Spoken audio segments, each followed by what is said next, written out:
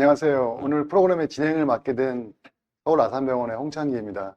벌써 뇌종양이 온라인 토크 콘서트가 네 번째가 됐는데요. 오늘은 뇌종양 수술의 발전이라는 주제를 가지고 인천 성모병원의 윤환수 교수님하고 말씀을 좀 나누도록 하겠습니다. 교수님 소개 좀 부탁드립니다.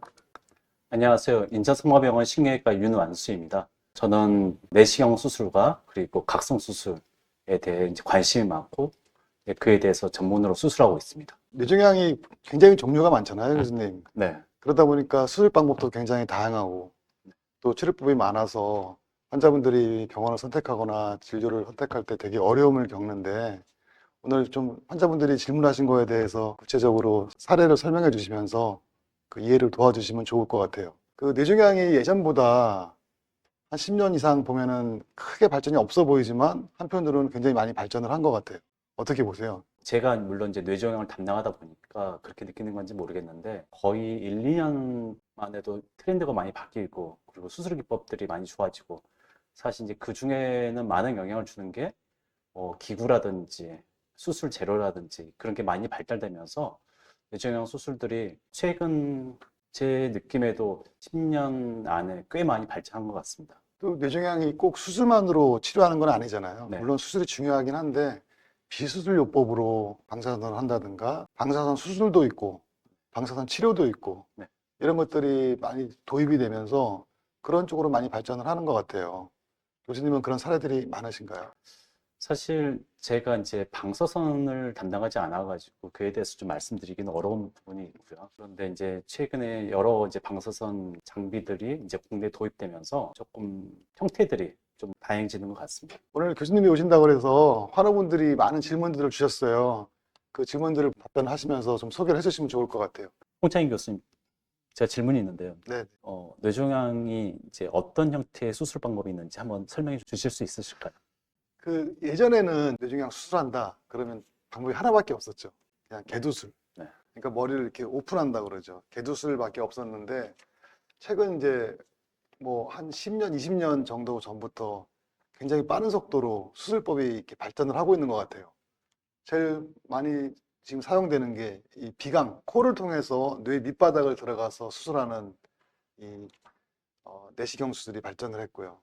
그 다음에 최근에는 이제 한국에서 제일 많이 하죠. 외국에서 수술 많이들 배우러 한국에 오고 있는데 이 눈꺼풀을 절제해서 하는 수술들, 그래서 경안화 수술이라고 그러는데 이 눈꺼풀을 절제하면 가장 좋은 점이 흉터가 안 남으니까 눈을 살짝 제끼고 안으로 들어가면 이 뇌 옆쪽에 있는 부분, 측두엽이라 그러죠. 그 부분에 있는 종양들을 제거할 수 있으니까 안전성도 좋아지고 어떤 흉터 같은 것도 좀 좋아지고 이런 방법이 있고요. 그 다음에 역시 예전과 동일한 방법으로 개수술이 있고 하지만 개수술을 하더라도 예전보다 좀 작게 열어서 내시경을 넣어서 미세 침습 수술 이런 식으로 발전을 하고 있는 것 같아요. 결과적으로는 수술의 발전이 뇌를 크게 열어서 뇌를 다 노출시키고 하던 수술에서 점점점 두개골을 작게 열고 이렇게 미세 침습으로 가는 과정으로 발전하고 있는 것 같고요. 제가 보기에는 결국 이런 수술의 발전의 끝은 어디일까? 아마 로봇 수술이 아닐까 싶어요. 근데 아직까지는 그런 로봇의 기술 개발이 더디기 때문에 실제 뇌에 쓸 수는 없지만 이제 곧 그 날이 오지 않을까 싶습니다. 그래서 뇌종양은 크게 나눠서 수술은 개두술, 그다음에 개두술 중에서도 내시경을 이용한 개두술, 그다음에 코를 이용한 비강을 이용한 내시경 수술, 안화를 이용한 내시경 수술. 아마 이 정도가 큰 분류가 아닐까 싶어요. 이분은 코 위에 전두개 쪽에, 전두개라니까 머리 앞쪽이죠. 여기에 2cm 정도 되는 수박종이 있는데 어떤 병원에서는 코를 통한 내시경을 하는 게 가능하다고 그러고 또 다른 병원은 개수술이 낫다고 얘기를 하시니까 아마 좀 헷갈리실 것 같아요. 병원마다 선택법이 다르니까. 다양한 선택 접근법이 있을 때 선택하는 기준이 뭘까? 이걸 이제 물어보시는 것 같거든요. 네. 윤환식 교수님은 어떻게 선택을 하세요? 사실 이제 코 위쪽에 종양이 한 2cm 정도 있는데 수술을 해야 된다라고 한다면은 제일 흔한 형태가 터키한 결절에 생긴 수막종일 것 같습니다. 이제 터키한 결절에 생긴 수막종일 때 아주 오래전에는 이제 다 개도술을 했었는데 요즘에 이제 내시경 수술이 발달하다 보니까 그것을 내시경으로 수술도 많이 하죠.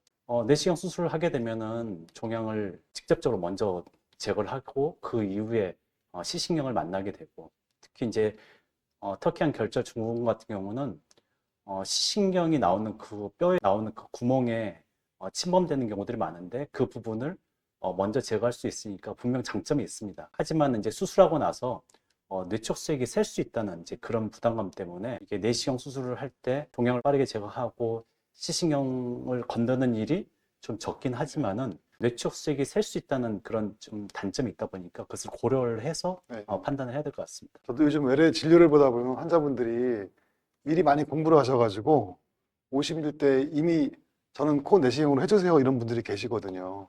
또는 다른 병원들에서 코 내시경이 낫겠다는 얘기도 듣고 오시고, 그래서 환자분들이 조금 오해를 하시는 게 아닌가. 코로 하는 내시경 수술은 굉장히 쉽고 안전하다. 네. 그리고 머리를 여는 수술은 굉장히 위험하다. 이런 오해를 하시는 것 같은데 그렇지는 않죠. 네, 그렇지 않죠. 사실 이제 저도 똑같은 경험들이 이제 많이 있습니다. 그러니까 환자들도 이제 내시경 수술을 이미 알고 있고 이미 많이 알려지다 보니까 그것을 공부를 해서 오시는데 이제 뇌척수액이 세 가지고 이제 생길 수 있는 이제 부담감들을 설명하면은 또 의외로 또 궤도술도 선택하는 분도 네, 많습니다. 예. 이란식 교수님은 내시경 수술 많이 하시잖아요. 네, 저 정도면 어떻게 하실 것 같아요? 2cm 정도고 터키한 결절에 생긴 수막종이고 사실은 조건들이 많아야 되는데. 네. 근데 저는 이제 수술하고 나서 이제 퇴원을 좀 유지시키고 그리고 환자가 집에 갔어도 이제 불편함 없이 활동을 하는 게 저는 좀 더 낫다고 생각하기 때문에 저는 이제 궤도술을 먼저 많이 권유를 합니다. 저 같아도 2cm면 작은 편이 아니기 때문에 네. 크지 않은 종양을 내시경으로 하면 병원 생활도 오래 하셔야 되고 네. 또 정상적인 사회 복귀가 늦어지니까 네.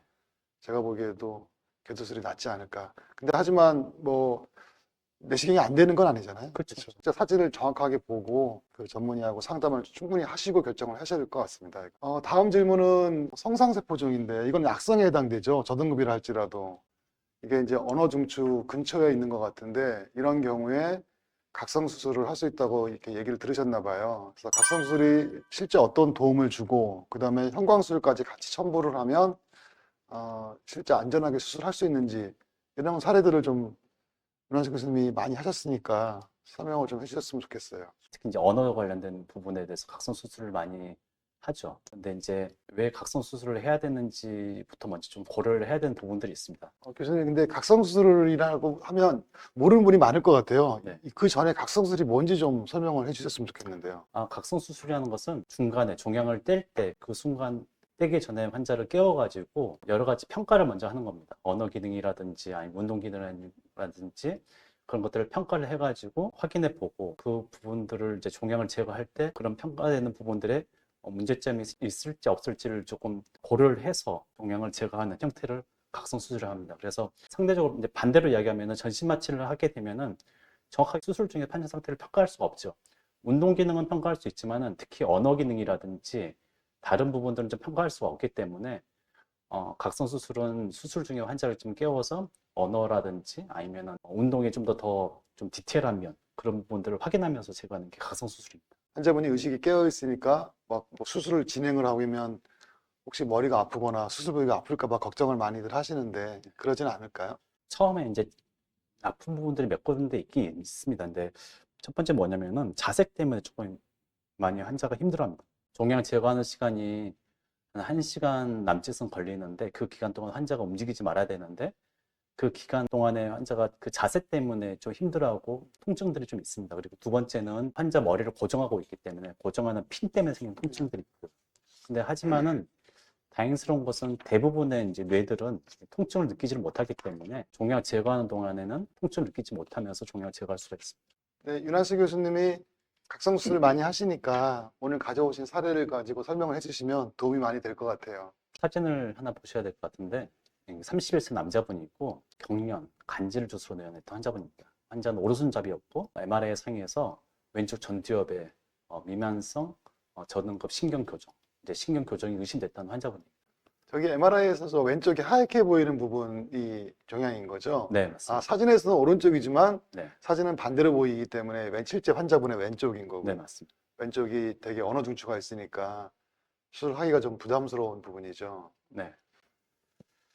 이제 이런 부분, 이제 특히 이제 왼쪽 전두엽에 있으니까 우리가 이제 첫 번째 걱정할 수 있는 부분이 이제 종양을 제거했을 때 언어 기능이 나빠지지 않을까라는 것을 첫 번째 이제 걱정을 하게 되고, 그 두 번째는 영상학적으로 저등급 신경교정으로 우리가 생각이 되는데, 신경교정 같은 경우는 종양을 가능한 다 제거를 해야지 환자한테 예후가 제일 좋기 때문에, 그럴 목적으로 만약에 제거를 한다면은 종양을 다 가능한 다 제거를 하는데 수술하고 나서 언어 기능이 나빠진다면 31세 남자분이 견디기가 어렵기 때문에 이런 경우에 각성 수술이 아주 좋은 이제 사례라고 할 수가 있습니다. 미만성이라고 그러니까 미만성이라는 게 이렇게 퍼져간다는 거잖아요. 네, 게다가 저등급이라고 그러니까 환자분들이 조금 종양이 양성이 아닐까 이렇게 오해하시는 경우가 많은데 저런 경우에는 반드시 수술을 해야 되는 거죠. 네, 맞습니다. 미만성 신경교정 같은 경우는 종양이 남으면 계속 이제 커지고 진행이 되고 그리고 악성화가 되고 이제 그러면서 환자분이 나빠질 수 있기 때문에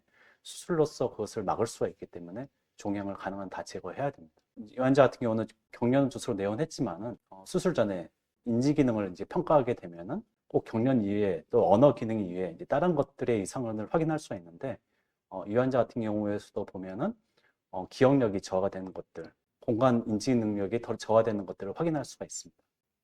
되게 복잡한 표를 갖고 오셨는데 이런 검사들을 사전에 다 하시는 거죠. 네. 되게 그 각성 수술을 하는 환자들, 그리고 이제 종양이 특히 왼쪽 전두엽에 있어가지고 인지 기능에 이상이 있을 것으로 이제 예상되는 환자들은 전에 이제 이런 형태의 인지 기능 검사를 하게 됩니다. 지금 환자분 같은 경우는 뭐 특별한 이상이 있는 건가요? 이쪽에서 왼쪽에서 보이는 부분, 이 RCFP 이런 형태가 이렇게 공간 지각력이 이제 떨어져 있다는 부분을 말하는 거고, 오른쪽에는 이제 기억력에 대한 얘기인데 기억력 중에서도 언어 관련 기억력들이 시각 기억력보다는 좀 더 떨어져 있는 그런 형태로 보입니다. 이미 종양 때문에 언어 기능이나 기억 기능들이 많이 떨어져 계신 거네요. 네, 근데 이제 수술 후에도 더 떨어지지 않게끔 보존하기 위해서 이제 전신 마취가 아니라 이제 각성 수술을 하게 되는 그런 케이스네요. 네. 특히 이제 우리가 왼쪽 전두엽에 이제 종양이 있지만은 이게 왼쪽 전두엽의 언어 기능뿐만 아니라 이제 기억력이 떨어질 수 있다는 것을 우리가 알아야 되는데, 기억력이라는 게 저장될 때 이게 단기 기억에서 장기 기억으로 넘어갈 때 이제 자각 기억이라는 게 있는데, 전두엽에 종양이 있으면은 자각 기억이 이제 떨어지게 됩니다. 또한 이제 언어 기능이라는 게 이제 여러 형태들이 있는데, 우리가 말을 할 때 언어 시스템이 이제 크게 두 가지가 있다고 지금 우리가 이제 생각하고 있습니다. 한쪽은 어휘, 말의 이제 뜻을 관련된 이제 시스템이 있고, 한쪽은 음운, 그러니까 말을 하는 발성에 대한 이제 시스템이 있다고 이야기하고 있는데, 이 환자 같은 경우는 동양의 위치에 의해서 말의 뜻이라든지 또는 말의 이제 발성이라든지 이런 부분들이 다 손상될 수 있는 위치다 보니까 이런 부분들을 수술하기 전에 좀 고려를 하고 각성 수술에 이제 적용을 하게 됩니다. 이게 언어가 사회생활에 굉장히 중요한데 이 언어 기능을 보존하는 것만으로도 수술이 아주 그 의미가 있는 거죠. 각성 수술이. 네. 각성 수술하게 되면은 순서가 이게 뇌를 이렇게 다 이제 노출시킨 상태에서 종양의 위치를 이렇게 이제 확인을 하게 되고, 그리고 이제 전기 자극기를 이용해 가지고 자극을 주면서 그 뇌들의 각 영역들의 이제 위치를 확인하게 됩니다. 이제 이 환자 같은 경우도 종양 안쪽에서 종양이 이렇게 노란색으로 표시된 부위가 있는데, 이 안쪽에서 턱의 움직임이라든지 아니면은 말하는 거라든지 이제 그런 것들의 이상 부분들이 확인됐던 환자분입니다. 그렇기 때문에 우리가 단지 이제 종양만 제거하는 게 아니라 이런 언어 관련된 기억들 또는 이제 운동 기능들을 보존을 하기 위해서 각성 수술을 하게 됩니다. 그러면 실제 수술하면서 종양을 저 부위를 떼면서 환자분한테 이제 말을 시켜보고 네, 그렇게 하시는 거죠. 네. 그래서 종양을 최대한 제거는 하지만은 말하는 능력이 이제 이분한테는 되게 이제 중요한 필수 기능이기 때문에 이 부분들은 조금 이제 보존을 하면서 수술하게 됩니다. 영상과 같이 이제 환자를 전기 자극기를 통해 가지고 자극을 주면서 말을 시켜보면서 내 지도화를 그리게 되는 거고, 지도화가 끝나게 되면은 종양들을 이제 흡기를 통해 가지고 종양을 조심스럽게 제거를 하게 됩니다.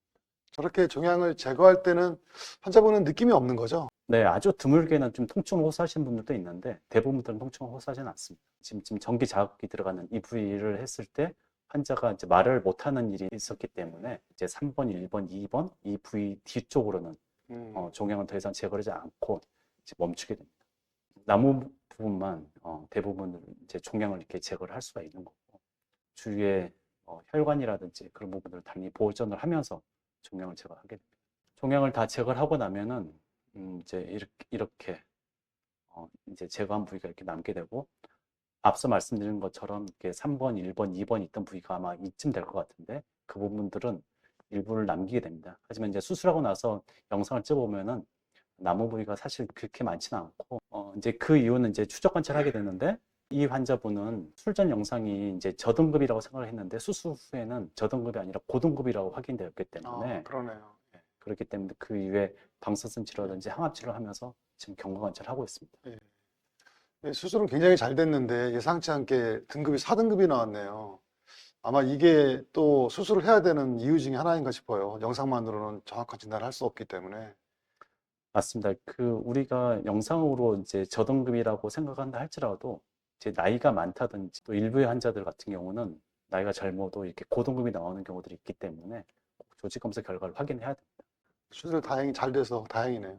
그 신경외과 수술 분야에도 뭐 로봇이라든가 내비게이션이라든가 인트라옵 MR 같은 것들이 막 도입이 되는 것 같은데 좀 다른 분야보다는 좀 늦은 것 같아요.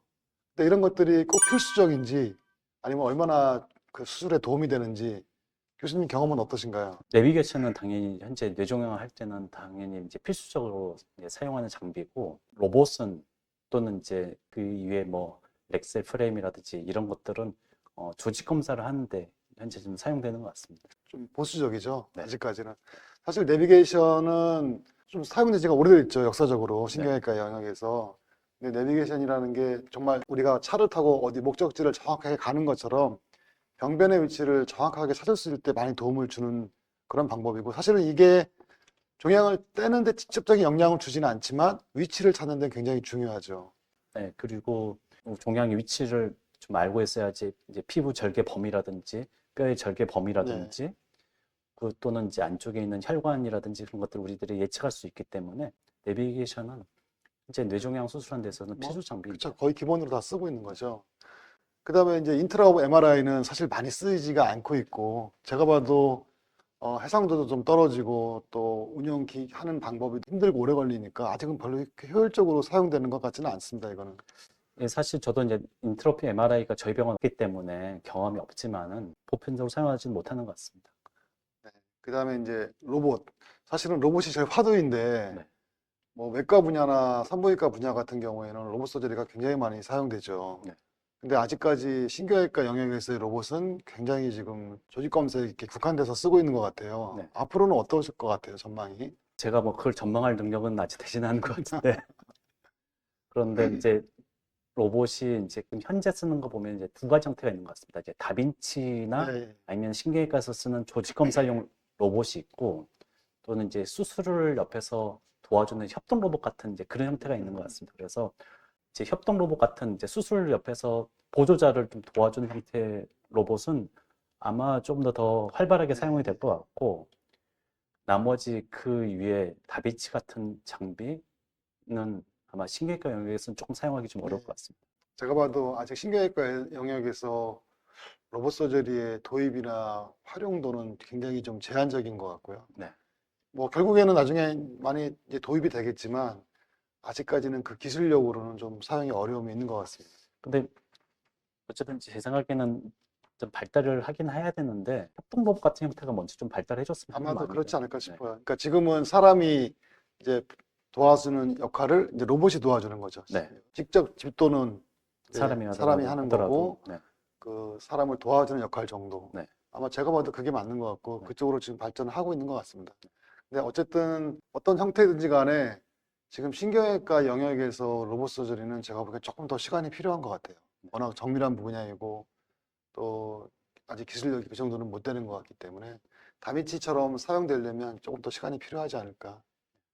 다음 질문은 이제 아마 비수술적인 요법에 대해서 궁금하신 것 같아요. 감마 나이프라든가 사이버 나이프 또는 잽X 같은 비절개 치료를 어떨 때 쓰는지 또 얼마나 효과가 있는지 이런 것들을 물어보시는 것 같은데, 교수님도 이런 치료들을 좀 하시나요? 저는 이제 수술을 전문으로 하는 신경외과 의사고, 방사선은 이제 하고 있지 않습니다. 방사선 치료랑 방사선 수술, 이걸 먼저 설명을 좀 드리는 게 좋을 것 같아요. 그 차이를. 이제 방사선 수술은 이제 한 군데 이제 집중적으로 고용량의 방사선을 쏴서 종양을 치료를 한다. 그래서 이제 마치 수술적 효과를 노린다 해서 방사선 수술이라는 말이 나왔고, 방사선 치료는 이제 그렇지 않고 조금 여러 번 분할해가지고 방사선을 쪼이는 형태를 방사선 치료라고 합니다. 그 감마나이프가 방사선 수술에 가장 이제 시초가 되잖아요. 아마 그 당시에 이름도 감마나이프로 붙인 게 나이프를 쓰듯이 한 번의 치료로서 모든 걸 치료한다 이런 목적으로 이렇게 만든 것 같아요. 그래서 방사선 이제 수술이라는 말을 썼던 것 같고, 근데 그 이후로 이제 굉장히 많은 게 나왔죠. 뭐 트루빔도 나오고, 그다음에 뭐 제벡스, 사이버나이프. 사이버나이프. 네. 근데 제가 보기에는 감마나이프를 제외한 다른 치료법들은 그 데이터가 좀 적은 것 같아서 그 효용성이나 치료 효과를 아직까지는 이렇게 말씀드리기는 어려운 것 같고, 그래도 감마나이프가 가장 전통적으로 많이 쓰이는 것 같아서 이런 치료법들이 지금 보편적으로 쓰이고 있죠. 특히 신경초정 같은 경우는 굉장히 효율적으로 쓰이고 있고. 근데 제가 보기에는 크기가 가장 중요한 요소인 것 같아요. 일단 크면 안 되죠. 네, 맞습니다. 물론 이제 하시는 분들은 이제 조금 커도 여러 번 분할해서 할 수 있다고는 하지만은 일반적으로 우리 콜리미터라고 말하는 그 사이즈가 3cm이기 때문에 3cm보다 좀 작으면은 방사선 수술을 많이 권유를 하고, 그보다 크면은 조금 권유하기 어려운데, 하지만 그래도 이제 분할해서 여러 번 이제 쏠 수가 있기 때문에 3cm 넘는 것도 방사선 수술을 하기도 하는 것 같습니다. 그다음에 이제 그 수막종은 조금 더 안 듣죠. 네. 이런 방사선 수술에. 그러다 보니까 뭐 사실 2cm만 돼도 저 같으면 잘 못할 것 같거든요. 근데 더구나 시신경 근처에 있다. 그러면 저는 조금 더 수술 쪽을 권해드릴 것 같은데 교수님은 어떠세요?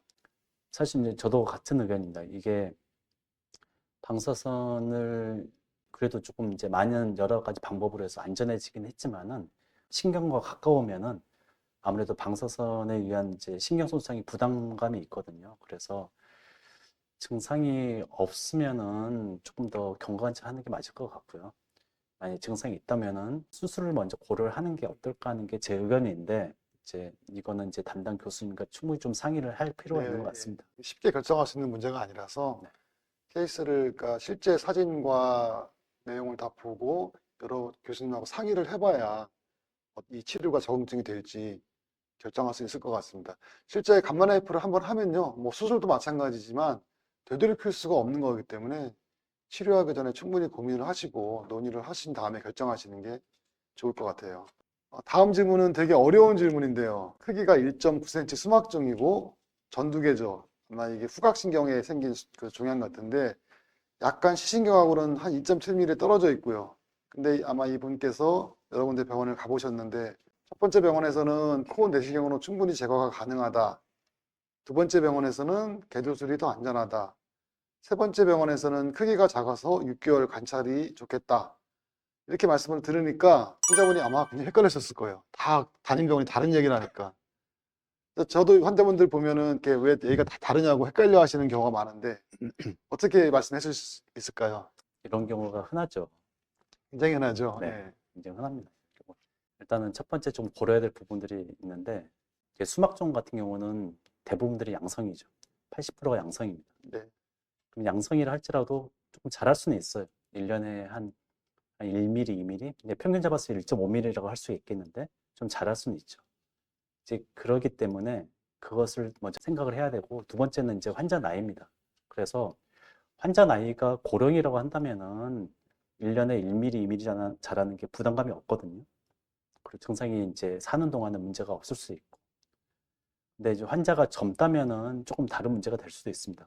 이게 환자 나이라든지 또는 이제 종양이 실질적으로 좀 자란 속도라든지 그걸 고려를 해서 판단을 해야 되는데, 물론 이 환자 사진을 보진 않았지만은 종양이 한 1.9cm라고 한다면은, 특히 전두개져에 있다고 한다면은 증상이 없을 가능성이 많거든요. 그렇죠. 굉장히 작은 편이죠. 네. 이제 그러기 때문에 기본적으로는 조금 경과관찰을 한 다음에 판단을 해도 늦지 않을 것 같습니다. 제가 보기에도 크기가 작으면 치료 옵션이 다양하죠. 네. 기다려 볼 수도 있고, 방사선 수술도 방법일 수 있고, 수술도 또 여러 가지 방법으로 이게 옵션이 많다는 얘기는 즉 치료를 당장 하지 않아도 될 가능성이 높다는 뜻일 수도 있거든요. 그래서 아마 답이 다 틀려서 오히려 헷갈릴 수 있는데 종양이 크신 분들 또는 증상이 심한 분들은 아마 거의 다 같은 답을 얻으실 거예요. 어디 병원을 가시든지 간에. 맞습니다. 치료 방법이 네. 약간 달라질 수는 있지만, 그래서 이분께서는 크기가 굉장히 작고 아마 분명히 증상이 없었을 거고요. 그러다 보니까 치료하자는 병원도 있고 하지 말자는 병원도 있고 또 하더라도 방법이 다 다를 수 있는 거죠.